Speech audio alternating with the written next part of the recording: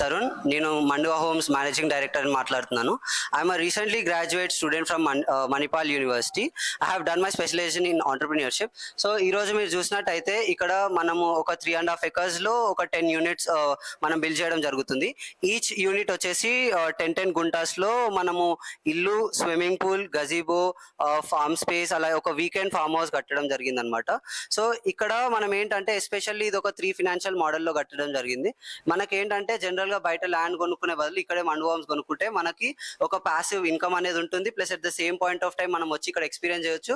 రేపు పొద్దున ఇక్కడ అపార్ట్మెంట్ కల్చర్ డెవలప్ అయినప్పుడు ఇక్కడ ఏంటంటే మనకు ఒక 12 crores వరకు బెనిఫిట్ జరుగుతుంది అనమాట.